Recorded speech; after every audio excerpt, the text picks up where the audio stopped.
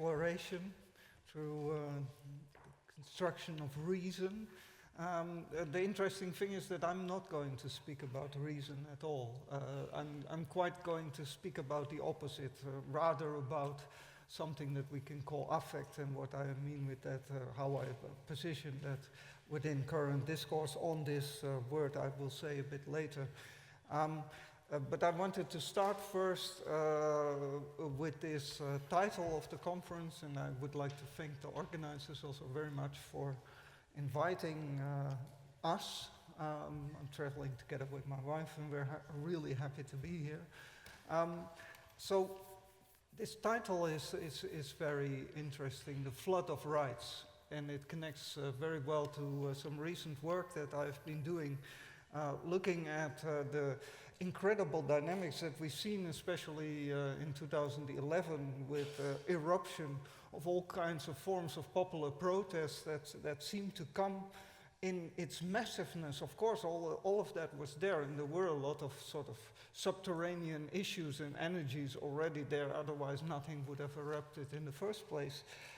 But this moment that this came out really came as an incredible surprise. For me, for instance, one of the things, while the big street protests and public square occupations in Cairo had already happened, I got this call in via email from Adbusters Foundation, and they were calling for the Tahrir moment of the United States. And my thought was very literally at that moment, nobody is going to come here. You know, this is not going to happen. This is going to be a complete failure. Nothing will evolve from this. And so, at that point, I was actually writing about this thing of tactical media that you asked about, which is this convergence of social political activism, media and technology experimentation, and the kind of questioning that comes from the arts, sort of, and this in a mix where all kinds of people who are not professional media producers try to appropriate the means of production of speech in all kinds of form, one could say, because they somehow feel marginalized in the general discourse. So while I was reflecting on the particular history, because this term emerged in the 1990s and seemed to be rather superfluous in a situation where basically everybody was publishing, and so we have this flood, and here the flood comes for the first time, this incredible flood of publication. We have YouTube videos. There are so many millions of hours of YouTube video uploaded virtually every day, every week, that even the combined population of the planet is not enough to watch them. This is one thing, you know, YouTube has been very reluctant and Google later on when they bought the company has been very reluctant to give these figures. But actually the amount of upload is just beyond imagination. So we are in this flood, and what in this flood then still has meaning? I mean, you made a lot of remarks that relate to that question from a very well-informed perspective, much more than mine, but I'm just looking from the other side, and I see these things happening and wondering about it. So also from that skepticism, I didn't expect very much, and it shows you that you can be very wrong. So where I wanted to start, first of all, is with a very simple idea that rights can only be rights if they are claimed. So this is a very simple starting point. Therefore, if we look at the flood of rights, and then particularly in these massive popular protests that I'm looking at in my current research at this Institute of Network Cultures, then we also have to speak immediately about the flood of claims. And then there is the second figure, and this is something new, not really part of my research that I'm doing at the moment, and something that I'm trying out for the first time here, a kind of experimental thought. There's something very much absent in the flood, something that I find very much missing within this giant flood of claims. And that's quite interesting. So that's the second part of my talk about. So I first want to start with this thing, this entity, that I'm looking at, and I'm calling it, in brackets, the movements of the squares. I'm putting them always in brackets because of certain characteristics that I think have become clear over the last 2-3 years as a specific formation. There is a lot of reason for doubt about this term movement. But still, a lot of commentators have referred to movements, a lot of activists have referred to movements who have been very active in sort of staging events. So we can use this as a kind of term to refer to something. And when I say movements of the squares, you have a kind of sense of what I'm talking about. But I see it purely as a temporary placeholder. Instead, what I want to do is not to suggest the coherence of this phenomenon, but rather to tease out the heterogeneity of what we are saying, and then to interrogate its obvious connective patterns, because it cannot be denied that all these activists are constantly referring to each other. Like the Cairo people came out with a video that directly supports the Legacies Park protesters in Istanbul. The students in Italy who were revolting went to Tunisia to show their allegiance. United States was copied, the Occupy things were copied in Northern Europe. So it's very weird that you have these constant exchanges between all these different sites and locales.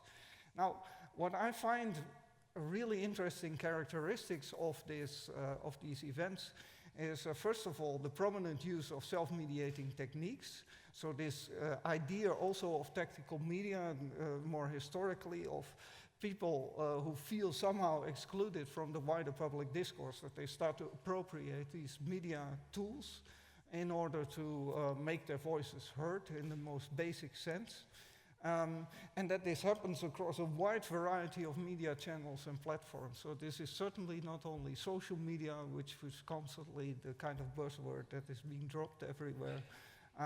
And it's certainly also not exclusively digital or the internet. So it happens across a very wide spectrum of media channels and platforms. So essentially anything that people can get their hands on, because there's an energy that is driving them to try and articulate themselves in public, but we don't understand what this structure of this publicness is, this new kind of, if you want to call it, public space, and we don't understand the energy that is driving them either. So it's a very unclear situation. And then there is this interesting recurrent pattern of public urban space occupations, and then most notably the public urban squares. So the image on the background here is a superimposition of visualized Twitter streams on top of the Campo del Sol in Madrid, where the Spanish 15M movement manifested itself so famously. Now within these movements, and various researchers have identified over and over these same kind of characteristics. Among them, Manuel Castells, for instance, the famous sociologist in Networks of Outrage and Hope, but also many others. These placeless, kind of relatively placeless internet-based platform play a crucial role in initial mobilizations. But the typical phenomenon here is that once the energy is amplified through whatever images are distributed, and we saw that very clearly in the Legacies Park riots, because they started very small, then the police cracked down very hard on them, and the images started to proliferate on the internet very quickly before they were in the mass media. And that actually provoked a lot of people to join the protest. So the scaling up was rather immediate, but it was this kind of linkage. Now, what typically people are sitting behind their little screens, and they're basically unable to do anything with the energy that is transmitted to them, and that resonates, word that I will come back to, with them in some way. And then they seek to go beyond what I call beyond the screen. And they move into the physical space. They seek the spaces of encounter. And then typically these urban public spaces start to act as embodied places of encounter and also face-to-face exchange. But here the interesting thing happens, and this is a really new phenomenon, that these public spaces are not simply physical spaces anymore. They are permeated with all kinds of wireless networks that are superimposed on this space. And these wireless networks make it possible to immediately create a feedback loop from the streets and from the squares directly into the network again. So where the network amplified the meeting in the streets, the meetings in the streets are immediately retranslated and retransmitted, remediated, whatever term you want to put on top of that, in the media network. And while these layers of wireless media are mostly pretty localized, Wi-Fi networks, phone networks, 3G, and so on, all kinds of mobile internet networks that operate in these spaces intermittently and with different capacities and breaking down and sometimes closed down by authorities. So it's a very unstable space, but it's also very localized. But actually the flow of these messages is very much on an international and nearly global scale. So we get a very complex space of interaction, and that leads to the phenomenon of what I would call a double presence, physical and mediator, of these protesters, which the least you can say about it is that it widens the field of potential interactions and the range of possible associations between previously unrelated actors. So this densification and superimposition, this layering, is creating a widened field of potential interaction. And another interesting thing, something that Saskia Sassen, the sociologist, has been theorizing for quite some years, she has been pointing out that one of the interesting things that internet structures do is they create, they ensure what I call here a translocal multiplication of the local, which means that local groups in a particular place can directly access other local groups in other places, where before political formations would also always work through nested hierarchies from the local to the regional, national, to the international and transnational, and ultimately global fora, and then trickle down again. Here, this is bypassed entirely, and you get horizontal connections between different localities. And she says this creates a new type of local, which she calls multi-scalar. So it can happen simultaneously on different scales, and it can multiply very rapidly. And we saw exactly that happening in the so-called movements of the squares. People were, for instance, sharing occupation manuals massively among each other between the different spaces.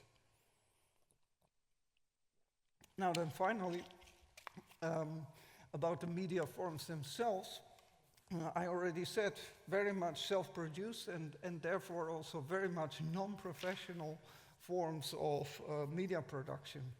A lot can be said about it, but one of the things that this raises is the question of subjectivity of the protester. So we can see that the subjective experience and all the critiques of subjectivity apply here. I would fully apply them, but this subjective experience is not just guided by consciously articulated aims, strategies, or things that pertain maybe to reason, and emotions very importantly are conscious, but also to powerful non-conscious flows of what I would call, building on the ideas of philosopher Brian Massumi, affective intensity. Now, Castell's networks of outrage and hope, the emotions are already in the title, outrage and hope, as well as Paulo Gerbaudo, who has written a recent book, The Tweets and the Streets, and he was based for a long time in Cairo, followed the development of the protests there, and interviewed activists all over the planet. And he comes up with this term, an emotional choreography of assembly. It's quite a nice term of staging it. They both emphasize very strongly the emotions and the role that emotional processes play in creating these kind of massive popular assemblies. However, what they completely both fail to see is that there's not just the emotions, not just the conscious, articulated emotions that play a role here, and that can be captured in all kinds of ways and directed, but that there are an enormous amount of non-conscious flows of affective intensity that operate at the same time, simultaneously to all these other things, that tremendously complicates the whole situation in these kind of dense encounters, especially as they are both physically embodied as well as electronically mediated. As a result, we get a further expansion of the range and complexity of these potential interactions and associations. Now, Masumi really very clearly divides the realm of feelings into these two concepts, emotions on the one hand and affect on the other hand. Emotions is the consciously articulated, affect is completely non-conscious. Why? Because it's just simply your body reacting to impulses from the environment. It's the immediate physical reaction, and it operates before consciousness, but it operates also outside of consciousness, nonetheless has very complex interactions with conscious perceptions of the situations. It's radically synesthetic. It operates on all the senses. So if people get affectively activated through seeing images of protests, for instance, the Gezi Park riots, where it worked very clearly, then they get onto the street. But there's all these other factors that start to play. Smell, heat, touch, sound. All these different senses are involved in this process of affective stimulation, let's say, where this energy can be raised tremendously, but still operating largely outside of consciousness. The result of this kind of formation, I will say a few more things about how that works and show you and let you listen to something to illustrate it, leads to largely unpredictable but not arbitrary feedback loops that generate this source of continued political instability, something that we see working all the time. And I was very struck by this image, which comes from a visual publication by Shahadat shortly after the big anti-Mubarak protests, where they tried to make a first sorting of visual materials that were produced in these gatherings. And this man has written on his face, free people. And this could mean two things. So it could mean people who are now free to speak. So finally we pass the threshold of fear. But it can also mean free the people. So free the people from oppression. It's a bit unclear. And to me it was really amazing, this combination of this gaze into infinity of this man, which for me signifies something, I don't know what. That's how I started to look for this other way of explaining this. And at the same time using his face as a medium. So this kind of connection to me seemed significant. I just wanted to put that image out. Now, one of the things you can look at in this analysis is the affective link. So there's really an excess of message exchanges that happen during all these kind of protests. And we can use this term that Bart sometimes uses of jouissance, which is not just an ecstasy, but it's also, it has an almost orgasmic dimension. that happens in these exchanges. It really is an enormous expenditure of vital energy. And this affective link is not so much in the message itself as it is in the act of receiving and sending the messages. So it is much more coextensive with the linkage. So the linkage is not in the affective link is not in the message, but in the linkage. This constant flow of messages, feeds that come in on the readers of people, SMSs that they receive on the street, the brimming of their mobile phone in the pocket, this kind of continuous feedback and this sense of connection to the outside world, which I think is a very good way of experiencing it. Now, affect is always very difficult to speak about exactly because it is that which is outside of consciousness, but it's very easy to experience it. So, and one of the interesting things is that affect in these kind of gatherings here, we have Tsukoti Park, I was there myself, and this practice of the human microphone where somebody speaks short phrases and it's repeated by the group. The phrases start to melt away in this feeling that you get of connection in the group. And actually the energy is strongest when the phrases are most empty. And I looked for different examples. And ultimately found Slavoj Žižek produced the most empty speech that I could find. And it really shows you how his language resonates with the energy that is there. They tell you we are dreamers. They tell you we are dreamers. The true dreamers are those who think. The true dreamers are those who think. Things can go on indefinitely the way they are. Things can go on indefinitely the way they are. We are not dreamers. We are the awakening. We are the awakening. We are the awakening. From a dream which is turning into a nightmare. From a dream which is turning into a nightmare. We are not destroying anything. We are not destroying anything. We are only witnessing how the system is destroying itself. We are only witnessing how the system is destroying itself.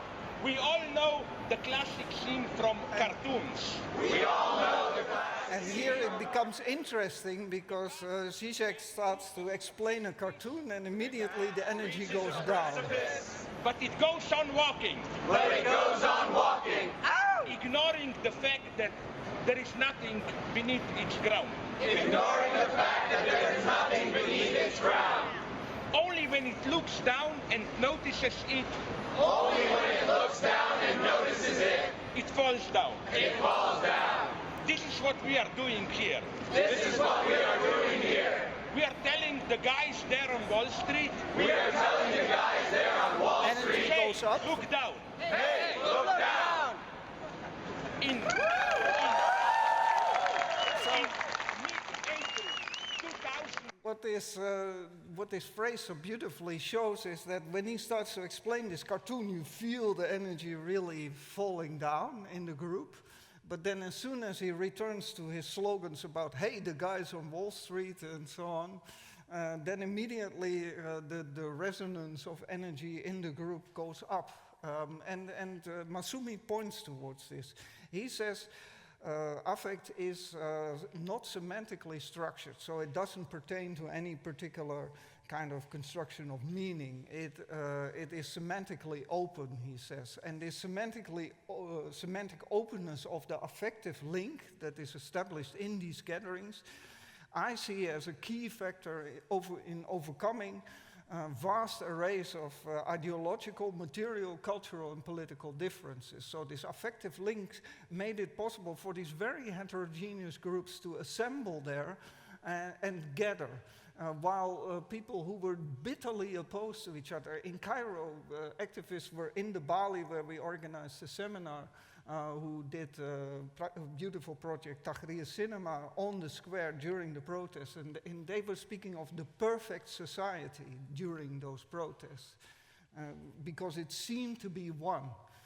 But at the same time, there were Islamic conservatives, Muslim Brotherhood protesting, Salafists, completely other group, bitterly different ideology, and Western-minded liberals, all in the same space. So there is an enormous contradiction here, but still there was something that drove them together, not just the attempt to overthrow Mubarak. And this affective link really plays a crucial role in bringing such heterogeneous actors together and connecting up all these local spaces in such radically different cultural, social contexts with radically different material and political issues that needed to be addressed there.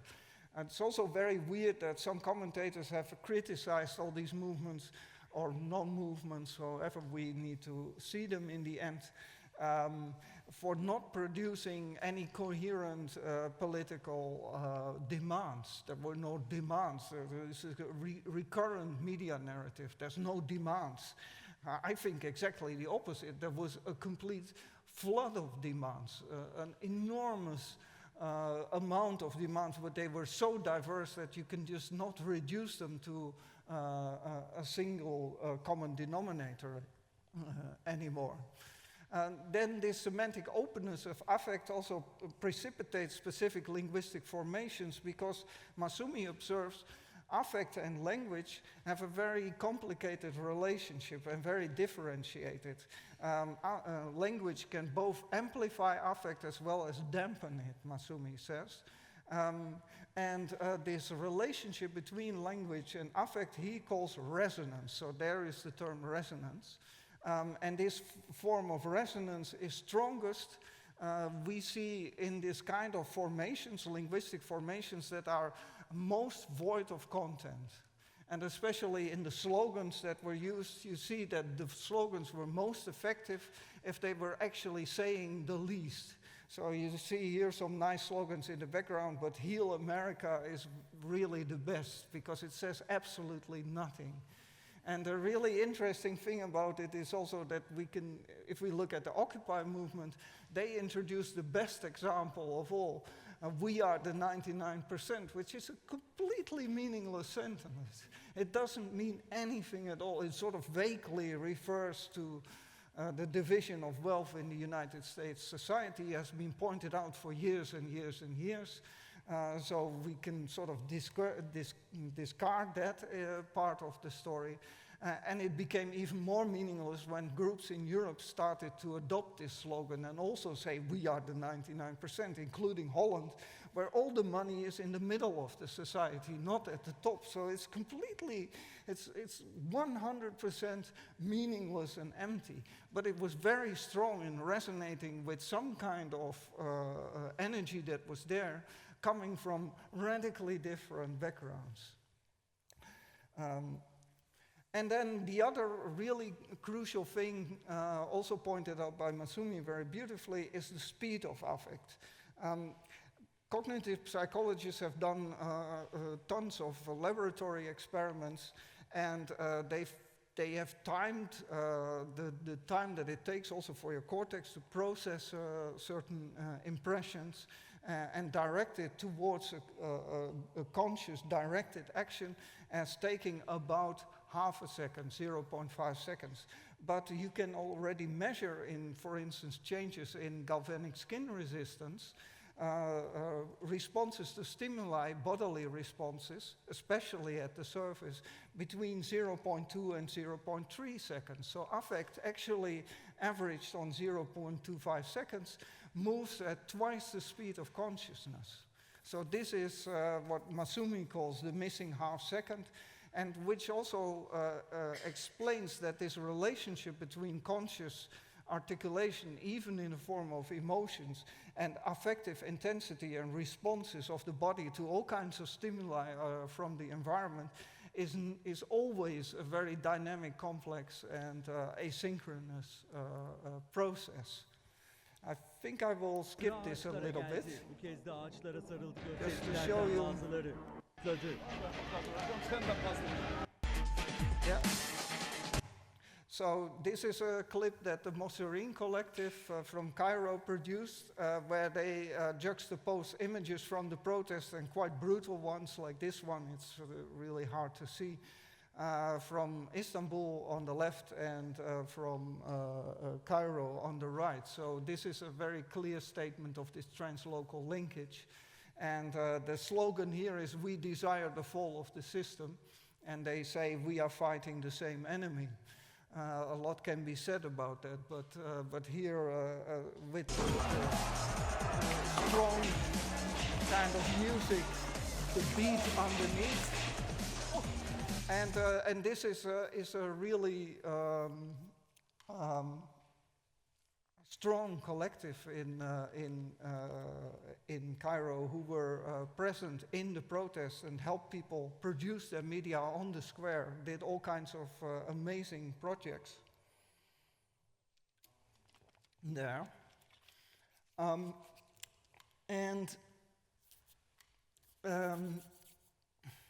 Who put out this very affective message, and the feeling, the kind of flows that happen in these kind of exchanges have really very little to do with articulated political strategies. Now, if we take a flood of claims as a given within all these movements, then there is a peculiar thing, and this is what I want to speak the last few minutes about. There is something absent in it. There is something that I absolutely miss, and it has really surprised me, because I miss the non-humans in all these protests. So it seems very human-centric, all these protests. If we look back, for instance, to the early 2000s, the World Social Forum mobilizations, there was a very strong presence of environmental activists, animal rights activists, and so on. So there are these kind of rights campaigners, but they campaign for the rights not of humans, but of non-humans in different forms. And they seem to be almost entirely absent. Maybe the only exception to the rule seemed to be this Monsanto campaign, Occupy Monsanto, quite big campaign in the United States that happened in the context of the whole Occupy thing. But here it's again about food safety. So ultimately this is not about the right to the sovereignty of the genome of the plants. It is about the right of humans to have safe food and concerns over genetic modification. So even this campaign is human-centric. And I started to think, like, what is this grand absent in this flood of rights claims? And can there be such a thing as non-human rights? And one area where I'd worked before with artists in Riga, we'll say a bit about it later, is the rather classic text of Felix Guattari. We see him here in this beautiful photograph in Tokyo being interviewed by radio activist Tetsuo Kogawa, who is a kind of monument in himself to activist media production. Very, very interesting personality. And Guattari, of course, has been writing about radio as well, so they were in good company. And Guattari wrote very early this Techno-Ecologies text, where he says, you know, the Earth is undergoing a period of intense techno-scientific transformation, and we need to find a remedy to the ecological disequilibrium this has generated, which ultimately threatens the very continuation of life on the planet's surface. And for him, it's the relationship between subjectivity and its exteriority. So here the point of subjectivity returns to the story, whether it's social, animal, vegetable, or cosmic, that is compromised in a sort of implosion and regressive infantilization, as he calls it. And political groupings, authorities seem to be, as he writes, totally incapable of understanding the implications. They take a kind of managerial, technocratic approach to these questions, dealing with environmental pollution in a very engineering type way, whereas he says only an ethical political articulation and the thing he calls ecosophy, between three ecological registers that he identifies: the environment, social relations, and human subjectivity, would be likely to clarify these questions, as he says it. So we found this formula, this division of three ecological registers fascinating and very useful, especially this introduction of the subjective within something that seems to be a very complicated, also scientific discussion. Very useful also to involve artists in the process of taking a stance within this complex field. He says, final quote from Guattari, "Henceforth it's the ways of living on this planet that are in question in the context of the acceleration of techno-scientific mutations and considerable demographic growth." So the demographic pressures is something that isn't even addressed in all of this, the enormous explosion of the global population. Now more than ever, nature, and this was important here, cannot be separated from culture in order to comprehend the interactions between ecosystems, the mechanosphere, and the social and individual universes of reference. Therefore, we must learn to think transversally, according to Guattari. So the separation between culture and nature has to be dissolved. But in this project, Techno-Ecologies, that we developed in Riga with the RIXI Artists Collective and Center for New Media Culture in Latvia, we did not only want to address the dissolving of the separation of nature and culture, but also that of the dissolving the border with technology within that, and see that as a more integrated problem. This is a dense slide.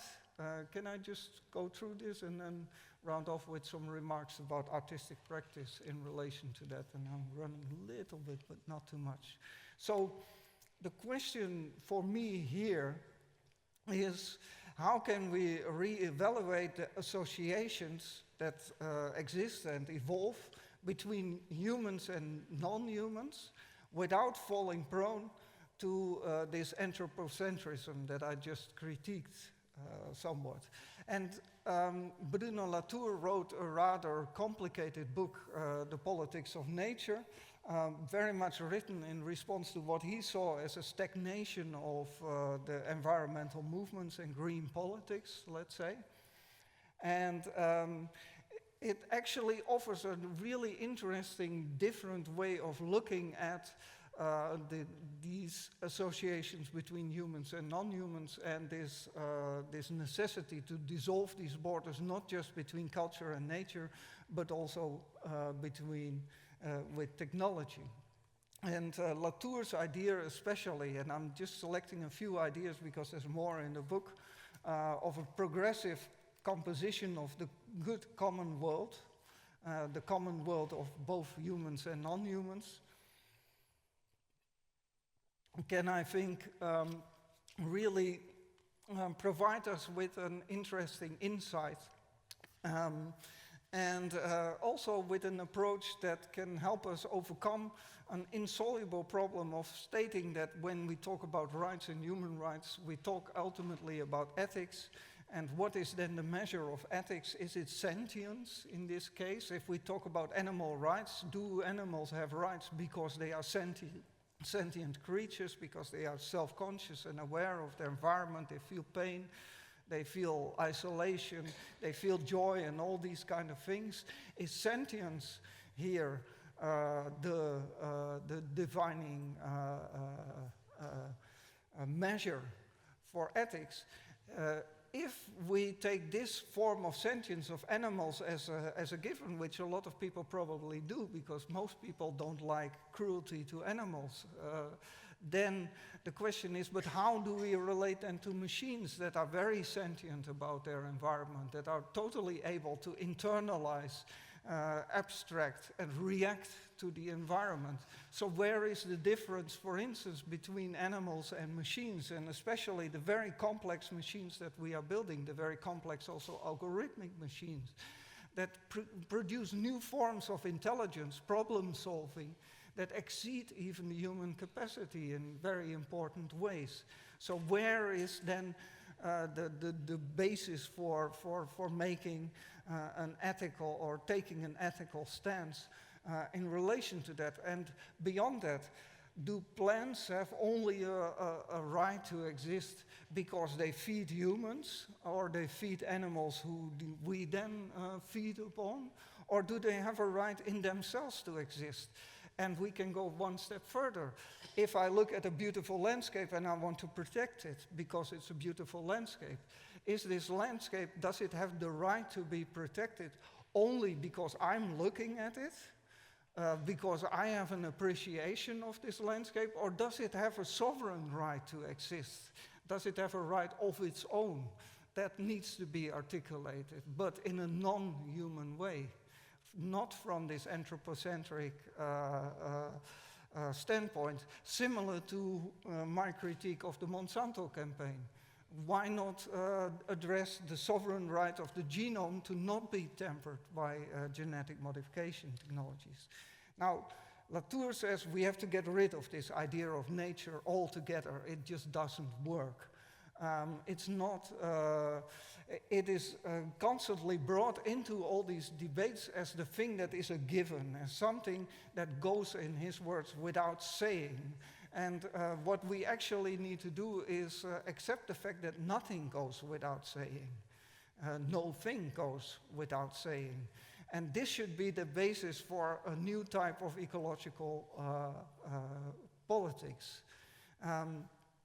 We should accept that the assembly of what Latour calls the collective, the established associations between humans and non-humans, is my kind of summary of what he calls the collectives, can only proceed diligently. So it has to proceed in very small steps through what Latour says is due process. And there has to be even a state of law, for Latour's words, for organizing this due process. And then the very important thing with regards to claims, in due process, those who speak, so humans for instance, must become spokespersons for those who cannot speak, to maintain the plurality of external realities. This is a term that Latour literally uses.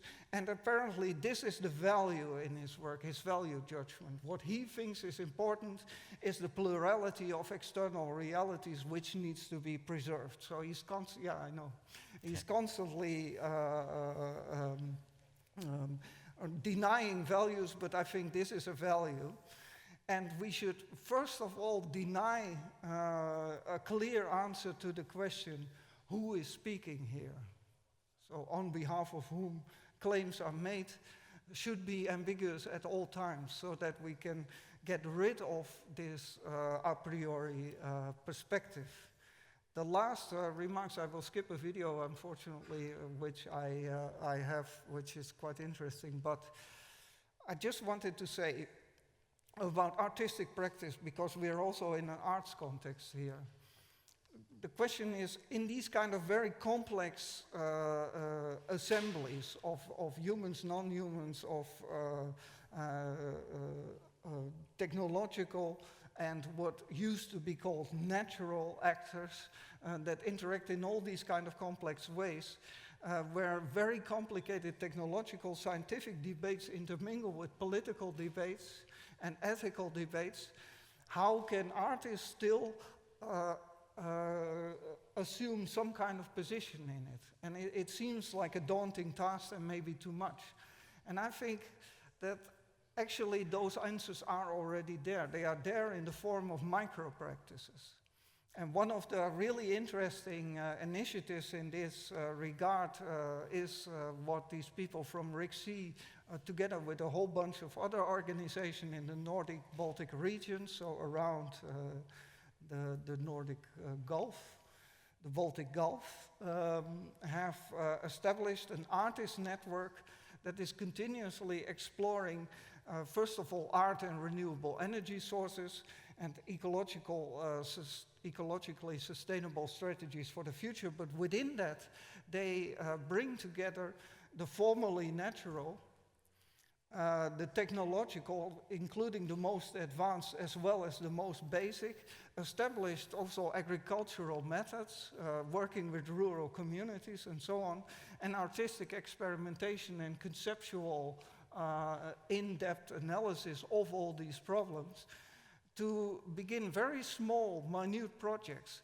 They will not change the world. They don't produce recipes for how to solve this question of the ecological disequilibrium, but they can highlight a new sensitivity for exactly these complex relationships that Latour is aiming at when he is talking about his progressive composition of the good common world of humans and non-humans. So we can get a really interesting kind of way of experimentally heightening our sensitivity for it.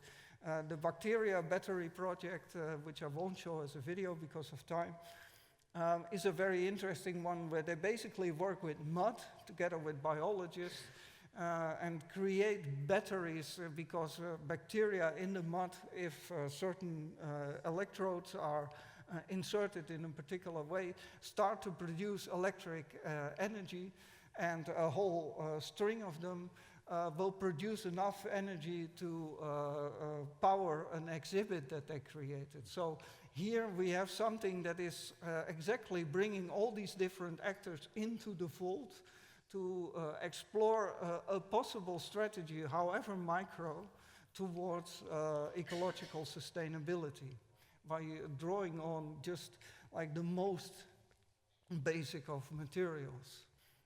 And it's quite interesting, and I would encourage you to look up the work that they are doing in the network via the website and blog of this network, renewable.ricc.lv.